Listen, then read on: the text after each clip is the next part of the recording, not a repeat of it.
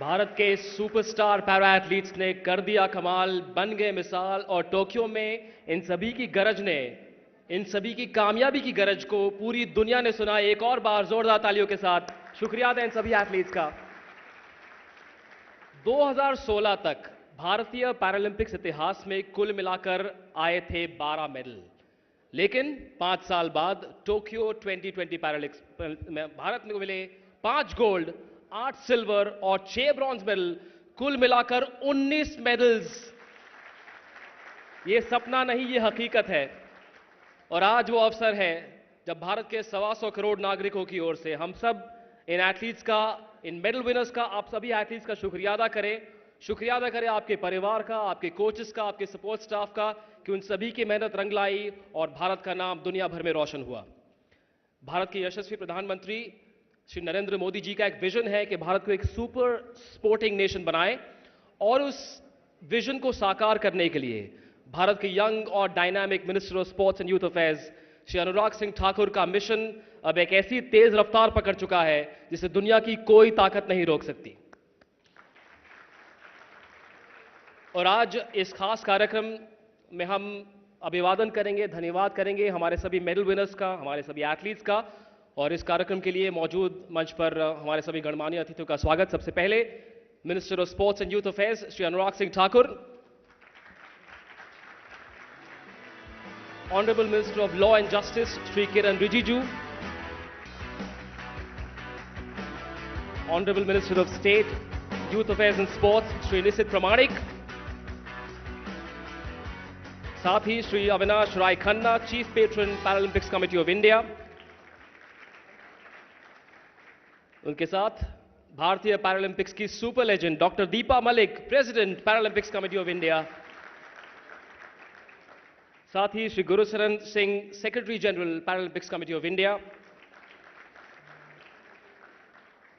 और भारत की ओर से जो इतिहास का सबसे बड़ा पैरालंपिक्स कंटिंजेंट टोक्यो भेजा गया, वो सभी 54 एथलीट्स जो यहां पर मौजूद हैं। और उनमें से वो 17 मेडल विनर्स जो इतिहास में अपना नाम सुनहरे अक्षरों में दर्ज करवा चुके हैं। टोक्यो पैरालंपिक्स के हमारे सभी मेडल विनर्स स्टेज पर मौजूद हैं। उनके साथ ही स्वागत स्पोर्ट्स मिनिस्ट्री के सभी ऑफिशियल्स का, मीडिया के हमारे सभी मित्रों का, और वो सभी लाखों करोड़ों फैंस जो इस समय टेलीविजन और डिजिटल के माध्यम से इस खास कार्यक्रम को देख रहे हैं। और अब वो पल जब मैं अनुरोध करूंगा हमारे तीनों मिनिस्टर्स से कि इन सभी एथलीट्स को फेलिसिटेट करें और उन्हें बधाई दें।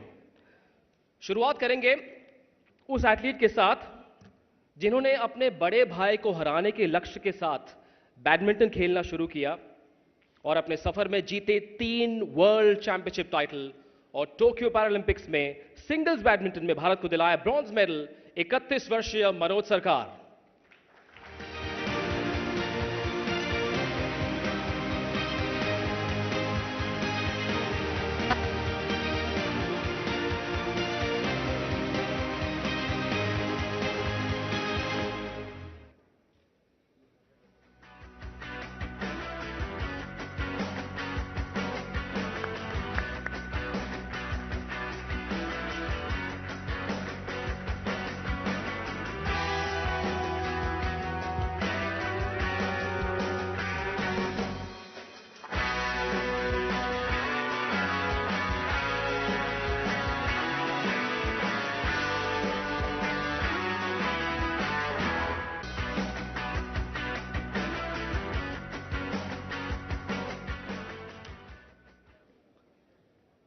कार्यक्रम को आगे बढ़ाए उससे पहले थोड़ा सा अनुरोध हमारे सभी प्रिंट फोटोग्राफर्स का कि फ्रंट रो के पीछे अगर वो जगह ले ले, पीछे। बहुत बहुत शुक्रिया, थैंक यू।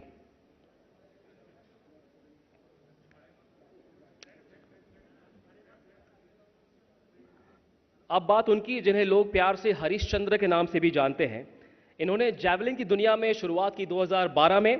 ये 2 बार के पैरा वर्ल्ड चैंपियन हैं और इन्होंने टोक्यो में पोडियम फिनिश हासिल किया और मेंस जैवलिन इवेंट में जीता ब्रॉन्ज मेडल। सुंदर सिंह गुज्जर।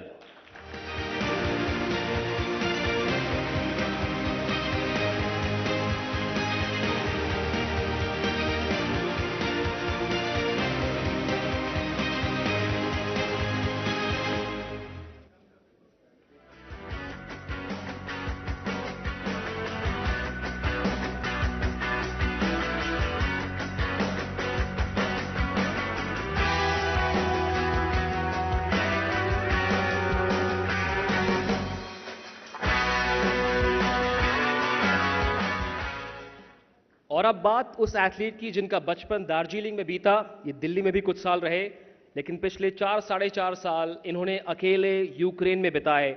बड़ी मेहनत की और वो मेहनत रंग लाई। उससे पहले एक और बात बता दूं कि इन्हें मोटिवेशनल स्पीचेस देने का बड़ा शौक है और बड़ी अच्छी तरह से स्पीचेस भी देते हैं अपने साथी खिलाड़ियों को। और टोक्यो में इन्होंने हाई जंप में भारत को दिलाया ब्रॉन्ज मेडल, शरद कुमार।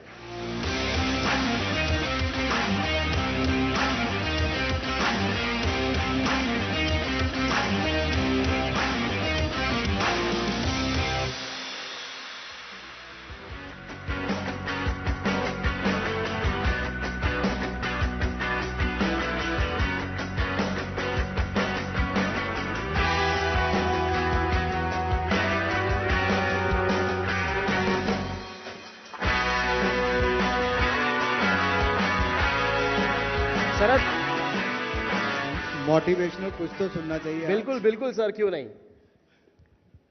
शरद, यूक्रेन में एक ऐसा देश जहां पर शायद ही आप कभी पहले गए हो, वहां पर 4 साढ़े 4 साल बिताना, सब कुछ खुद मैनेज करना, खाना पकाना, ट्रेनिंग पर भी ध्यान देना। सबसे पहले ये बताइए कि यूक्रेन कैसे पहुंच गए आप? एक्चुअली यूक्रेन जाना एक स्टंट मेरे लिए भी था पहले में, कि कोच बोल रहे थे कि आप मैनेज कैसे कर पाओगे, आ जाओ, 3 महीने के लिए मैक्सिमम करते हैं। लेकिन जब हम एथलीट बाहर जाते हैं ना, मोस्ट इम्पॉर्टेंटली हमारा फाइनेंशियल डिपेंडेंस जो होता है ना, वो सॉर्टेड होना चाहिए। और पिछले 2015 से मैं एक्चुअली टॉप्स में हूँ, तो उन्होंने हमेशा ही मेरे जो सपोर्ट था, बेसिकली जब भी मैंने बोला कि ये रिक्वायरमेंट्स है मेरे, या फिर मैं इस कंपटीशन के लिए जाना चाहता हूँ, उन्होंने विदाउट हेजिटेशन उन्होंने रिसर्च किया, अपने फेलो टीम्स को बताया और उसको एक्सेप्ट किया। सब सोचते हैं कि टॉप्स हमारे लिए एक फाइनेंशियली डिपेंडेंस रहा है, लेकिन बेसिकली वो सिर्फ नहीं था, वो एक प्रोफेशनलिज्म भी हमारे अंदर लाया बाकी एथलीटों में, कि हम लोग बाहर जाते हैं, हम अपना प्रपोजल्स देते हैं, बाकी एथलीटों से देखते हैं, बातें करते हैं कि वो क्या कर रहे हैं, और फिर हम उसको आगे देते हैं। और हमें पता है कि एक बैकबोन है हमारे लिए जो हमें हमेशा स्टैंडिंग करता है।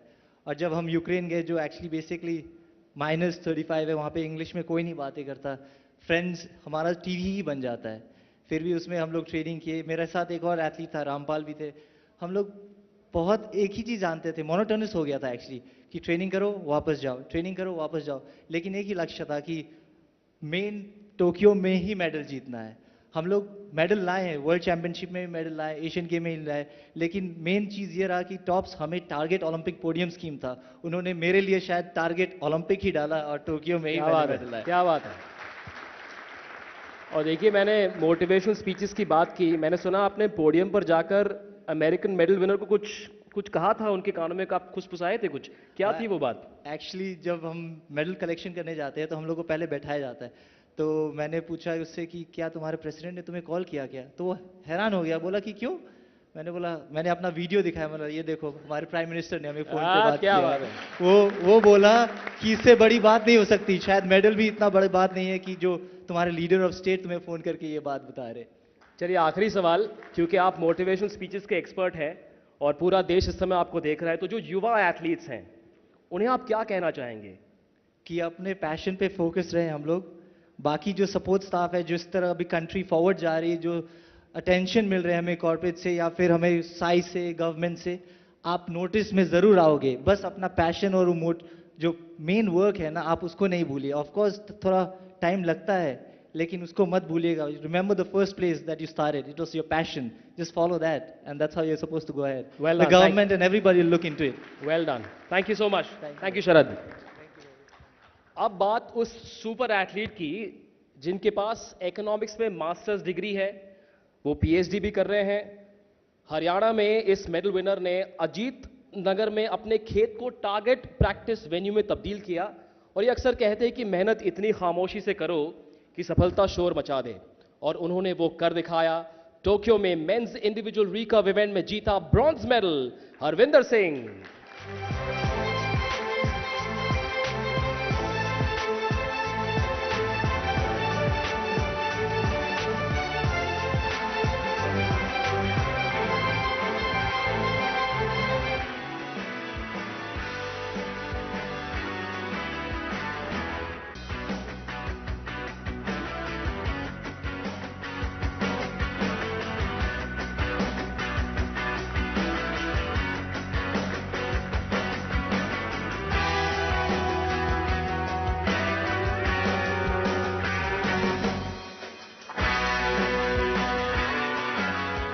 Thank you so much Harvinder. और क्योंकि इकोनॉमिक्स समझते हैं तो देखिए, मेडल्स का जहां तक सवाल है, लॉ ऑफ डिमांड थोड़ा सा अलग काम करता है। आप एक मेडल लाएं तो डिमांड और बढ़ जाएगी। उम्मीद है कि मेडल्स की सप्लाई आपकी ओर से आती रहेगी आने वाले वर्षों में। अब बात उस एथलीट की जो एक पहले ऐसे सर्विंग आईएएस ऑफिसर बने जिन्होंने भारत के लिए मेडल जीता। ये उत्तर प्रदेश के गौतम बुद्ध नगर नोएडा के डिस्ट्रिक्ट मैजिस्ट्रेट भी हैं और टोक्यो में इन्होंने मेंस सिंगल्स बैडमिंटन इवेंट में जीता silver medal. Suhas Yathiraj.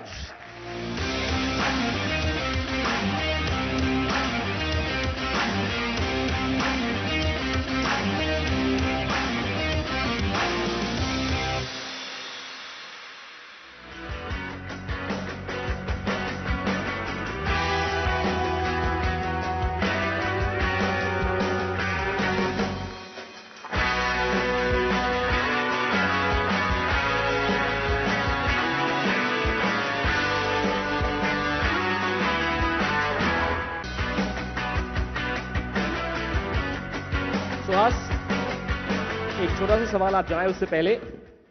Covid के समय में सभी को बड़ी मुश्किल हुई, लेकिन आपने तो दोनों नाव बड़ी कामयाबी से आप उस पर सवार रहे। एक डीएम की ड्यूटी और दूसरी अपनी ट्रेनिंग, कैसे मैनेज किया आपने दोनों? सबसे पहले मैं धन्यवाद देना चाहता हूं सारे पैरा एथलीट्स की तरह से, स्पोर्ट्स मिनिस्ट्री का, साई का, पीसीआई का। उन्होंने जिस तरह से हम लोगों का देखभाल किया, the way they supported us in Tokyo, before Tokyo, I think they deserve a round of applause. मैं एक बार खिलाड़ियों से रिक्वेस्ट करता हूँ। Thank you. मेरा ये मानना है कि अगर आपको जिंदगी में किसी चीज के बारे में अगर पैशन है, अगर उसको आप करते हैं शिद्दत के साथ, पूरे कायनात आपको वो चीज लाके देती है जो आप चाहते हैं। मुझे लगता है कि यूपीएससी एग्जाम लिखते वक्त हम यही सोचते थे। और same is the case with जो हमारी डिस्ट्रिक्ट मैजिस्ट्रेट का जॉब है, वो भी मुझे बहुत पसंद है। I love my job and at the same time badminton is a spiritual experience for me and God has been extremely kind. मैं युवाओं को बस इतना ही कहता हूं, हजारों मीलों की सफर एक कदम से ही शुरू होती है। पहला कदम रखिएगा, आगे जब सफर में जाएंगे बहुत सारे लोग मिलेंगे, आपको हाथ बढ़ा के ले चलेंगे, आपको लक्ष्य जरूर मिलेगा। Thank you everybody, thank you so much.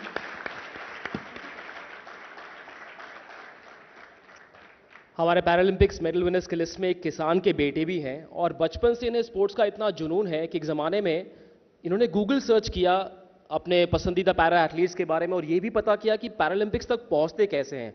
और आज इनके जीवन में वो दिन है कि पूरी दुनिया इन्हें गूगल कर रही है क्योंकि ये मेडल विनर हैं। इन्होंने टोक्यो में पैरा एथलेटिक्स में एक सुपरस्टार परफॉर्मेंस दी और जीते silver medal high jump event में। प्रवीण कुमार।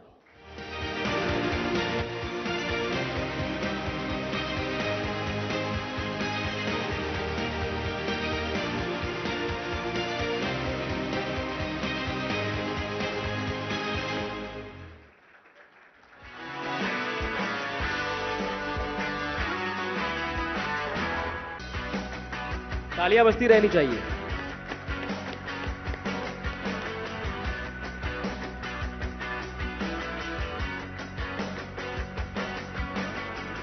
अब बात उस 24 वर्षीय एथलीट की जो एक इंडियन आर्मी सोल्जर के बेटे हैं। ये रहते तो हैं हरियाणा के बहादुरगढ़ की राधा कॉलोनी में, लेकिन इस परफॉर्मेंस के बाद इनका चर्चा देश भर में है और अपने डेब्यू गेम्स में डिस्कस थ्रो इवेंट के फाइनल्स में 44.38 मीटर्स के उस जबरदस्त थ्रो के साथ इन्होंने भारत के लिए जीता सिल्वर मेडल। योगेश कठुनिया।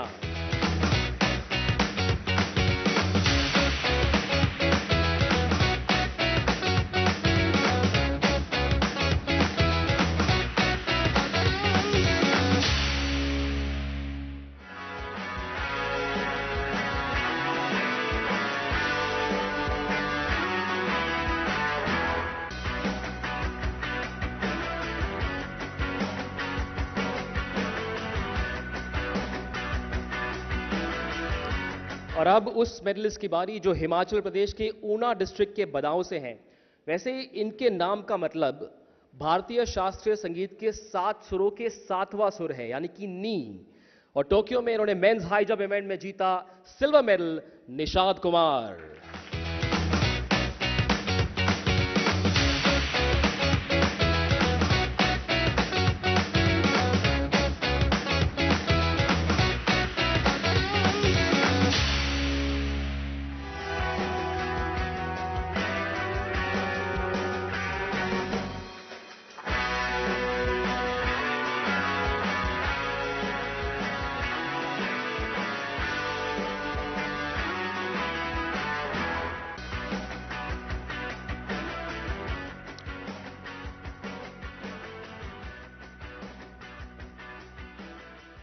अब बारी उस 26 वर्षीय पैरालंपिक्स मेडलिस्ट की जो तमिलनाडु के सालम डिस्ट्रिक्ट के पेरियवड़गम पट्टी से हैं।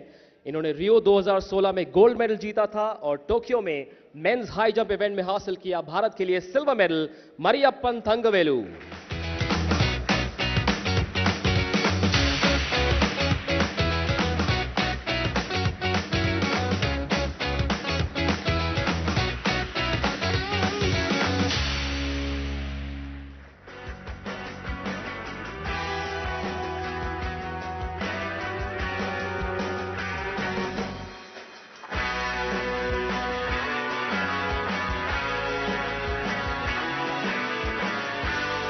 और अब बात उनकी जिन्होंने सिर्फ 13 साल की उम्र में जैवलिन थ्रोअर बनने का निर्णय लिया। इनका पहला पैरालंपिक्स मेडल आया था 2004 में। 2016 रियो में भी इन्होंने गोल्ड मेडल जीता। वैसे ये बढ़ती उम्र के साथ और बेहतर होते जा रहे हैं और टोक्यो में इन्होंने जैवलिन थ्रो इवेंट में जीता भारत के लिए सिल्वर मेडल। इनके नाम है 3 पैरालंपिक्स मेडल। इंडियन कंटिजेंट के सीनियर मेंबर देवेंद्र झाझरिया।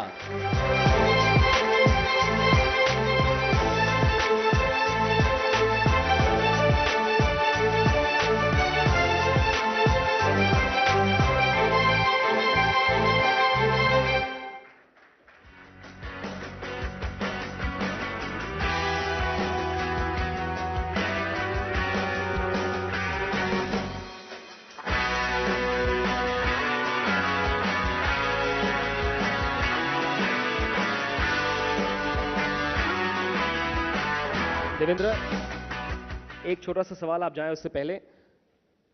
2004 में जब आप पैरालंपिक्स गए थे तो खुद के पैसे से गए थे। 17 साल का आपका तजुर्बा है, आप 3 बार पैरालंपिक्स जाकर आए हैं। पिछले 17 साल में पैरा एथलीट्स के लिए क्या बदला है और कैसे बदला है? सबसे पहले तो आज जो आयोजन हो रहा है मिनिस्ट्री ऑफ स्पोर्ट्स को मैं बहुत बहुत धन्यवाद बोलना चाहता हूँ। पीसीआई बदलाव की बात करें तो मुझे याद है जब 2004 में मेरे पिताजी मुझे ट्रेन पे छोड़ने गए थे और उन्होंने वहां पे बोला कि यहाँ मेडल जीतेगा तो एक दिन देश में बदलाव आएगा। मेरा खुद का पैसा मैं बता नहीं सकता, इतना मतलब इमोशनल हो जाऊं, वो पैसे कैसे इकट्ठे किए थे मेरे पिताजी ने। लेकिन आज जब ये धीरे धीरे बदलाव आता होता, आज जो बदलाव है ये रियल में मैं मानता हूं आज मेरी जिंदगी का जो मेरा मिशन लेके चला था, आज उस मिशन में आज मैं सफल हुआ हूं। और इस मिशन में मैं एक बात कहना चाहूंगा कि जिन्होंने सहयोग किया उनको भूलना नहीं चाहिए। तो सबसे पहले इस मिशन में मैं मानता हूं देश के माननीय प्रधानमंत्री जी को। क्या बात है। जाने से पहले उन्होंने बात की हमसे, सभी खिलाड़ियों से, परिवार से, और जो हमें हौसला दिया, उस हौसले के साथ ही हम जापान में गए और उस हौसले के साथ ही हम टोक्यो में कंपटीशन लड़ा और हौसले के साथ ही हमने मेडल जीता। तो एक बार जरूर माननीय देश के प्रधानमंत्री जी के सभी जोरदार तालियां बजाएं उनके लिए। उन्होंने ये मिशन लिया था। मैं बताना चाहता हूं मेरे से बहुत बार बात की उन्होंने पैरा स्पोर्ट्स को लेकर के, कैसा होना चाहिए, क्या होना चाहिए। और जब मैंने सोशल मीडिया पे डाला था, जब बात की थी, वो तो शरद जी बता रहे थे कि अमेरिकन एथलीट, तो मेरे को लगभग 200 देशों के एथलीट जानते हैं। तो उन्होंने मेरे से पूछा कि आपके प्रधानमंत्री जी ऐसे बात करते हैं? मैंने कहा बिल्कुल, हमें बात करते हैं और इवेंट के टाइम में भी, देखो मेडल के टाइम में भी हमसे बात की है।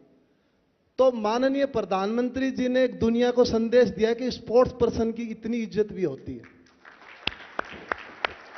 हम पहले विदेशों से सीख रहे थे, आज मुझे खुशी है विदेशी प्लेयर हमारे माननीय प्रधानमंत्री जी से सीख रहे हैं। इससे बड़ी बात कुछ नहीं हो सकती। रियली आज हिंदुस्तान में असली स्पोर्ट्स कल्चर डेवलप आज हुआ है। क्या बात। थैंक यू, धन्यवाद। बहुत बहुत धन्यवाद। और अब बात उस एथलीट की जिन्होंने 61 साल लंबा इंतजार खत्म किया और गुजरात से भारत के लिए आखिरकार मेडल दिलाने वाली एथलीट बनी। और लेजेंडरी डॉक्टर दीपा मलिक के बाद भारत के लिए पैरालंपिक्स में मेडल जीतने वाली दूसरी महिला बनी जब इन्होंने नेशनल स्पोर्ट्स डे पर पैरालंपिक्स में भारत का खाता खोला। टेबल टेनिस में वुमेन्स सिंगल्स में देश के लिए जीता सिल्वर मेडल। भाविनाबेन पटेल।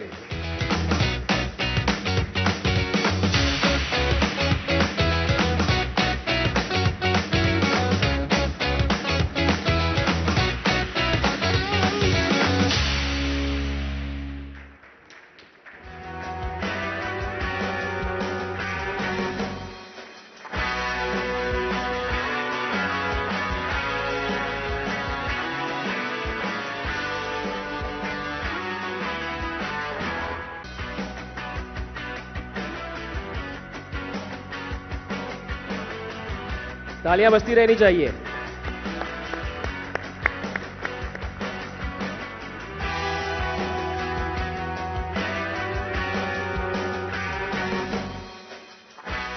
भाविनाबेन को एक क्योंकि मैं गुजराती हूं और वो भी गुजराती हैं, तो कुछ शब्द गुजराती में। ભાવિનાબેન, તમે જે કરી દેખાડ્યું ટોક્યોમાં, તમારા લીધે ગુજરાતના નાના નાના બાળકો હવે ટેબલ ટેનિસ રમવાનું શરૂ કરી દીધું હશે, કે ચસ્કો લાગી ગયો છે અને તમારા મેડલ જીત્યા પછી હવે આશા બની રહેશે આપણે ભારત, પૂરા ભારતને હર વખતે નવા નવા મેડલ્સની। શું ઇમોશન છે તમારા આ સમય પર? બિલકુલ, હું એ કહીશ કે જ્યારે મેં શરૂઆત કરી હતી ત્યારે અમારી જોડે અમારી સાથે રમવા માટે બહુ ઓછા લોકો હતા અને આજે હું જે જોઉં છું કે અત્યારે એટલા બધા મને પ્લેયર્સ મળી જાય છે કે જેની જોડેથી મને વેરિએશન જે છે એ મળવા લાગ્યું છે। એટલે હું એવું કહું કે હવે તો એટલા બધા લોકો આગળ આવશે કે એની કોઈ કલ્પના નહીં કરી શકે। क्या बात है।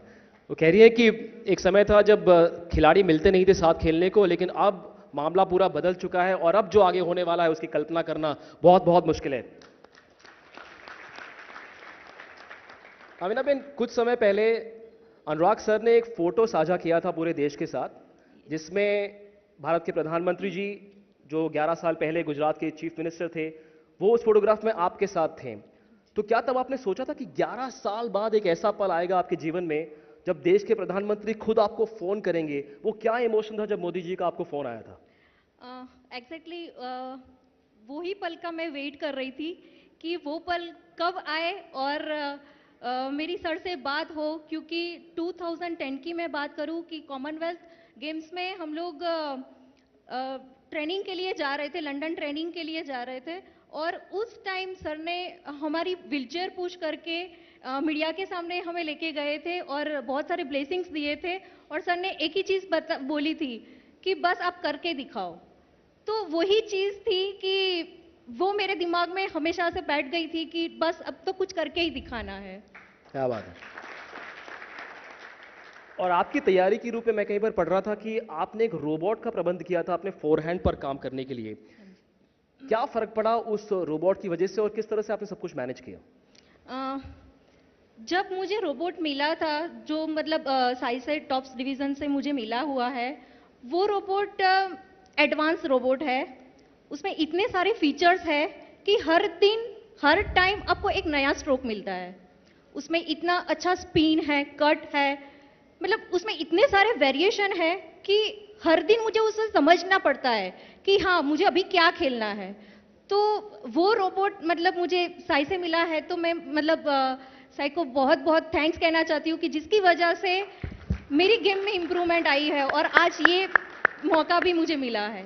बहुत बहुत धन्यवाद, बहुत बहुत बधाई Thank you, और thank you so उम्मीद है कि आपकी ओर से और मेडल्स आते रहेंगे। बहुत बहुत शुक्रिया भाविनाबेन। अब चलते हैं उस एथलीट की ओर जिन्होंने टोक्यो में 2 मेडल्स जीते। ये दिव्यांगजनों के लिए, उनकी सहायता के लिए कई सामाजिक कार्यों के साथ भी जुड़े रहते हैं और टोक्यो में इन्होंने मिक्स पिस्टल इवेंट में सिल्वर और 10 मीटर एयर पिस्टल इवेंट में ब्रॉन्ज मेडल जीता। भारत के शार्प शूटर सिंगराज अधाना।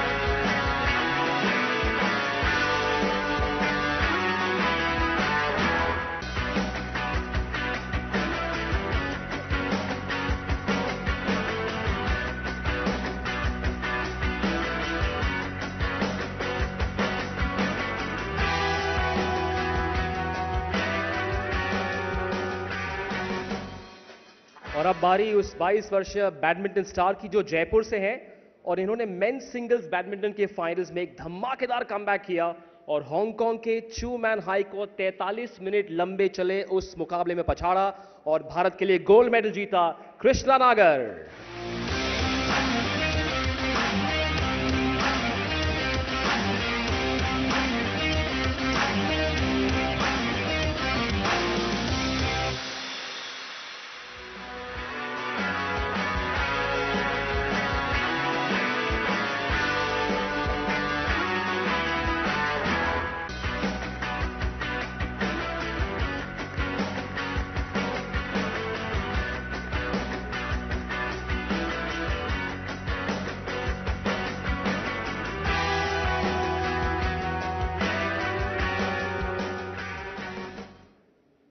और अब बात उस शार्प शूटर की जो लियोनेल मेसी के बहुत बड़े फैन हैं।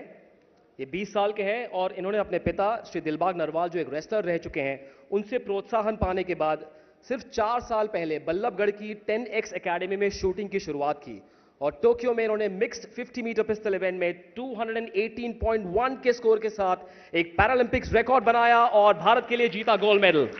मनीष नरवाल।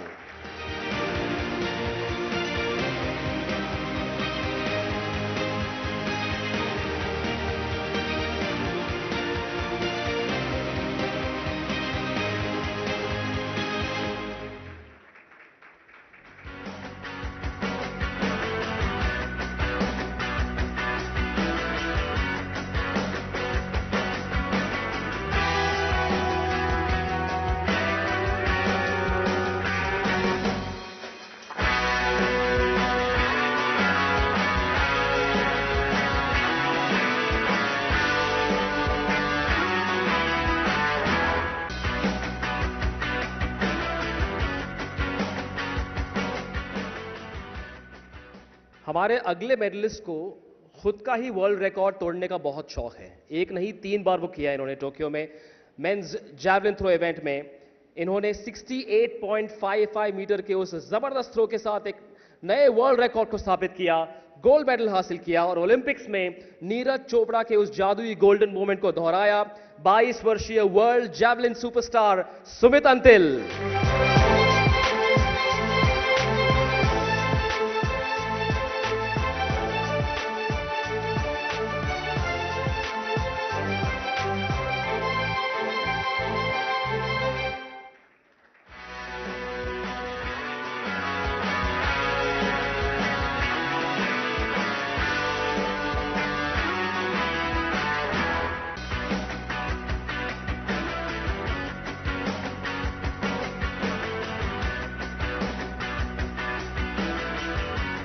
और अब वो सुपरस्टार शूटर जिन्हें अभिनव बिंद्रा की ऑटोबायोग्राफी पढ़कर शूटिंग की दुनिया में आने की प्रेरणा मिली और टोक्यो में इन्होंने पोडियम फिनिश हासिल किया। 10 मीटर एयर राइफल में एक नया पैरालंपिक रिकॉर्ड बनाया और उसके साथ वर्ल्ड रिकॉर्ड की बराबरी भी की और भारत के लिए जीता गोल्ड मेडल। और उसके सिर्फ 3 दिन बाद 50 मीटर 3P राइफल इवेंट में भारत को जिताया ब्रॉन्ज मेडल और पैरालंपिक्स में 2 मेडल जीतने वाली पहली भारतीय महिला एथलीट बनी अवनी लेखारा।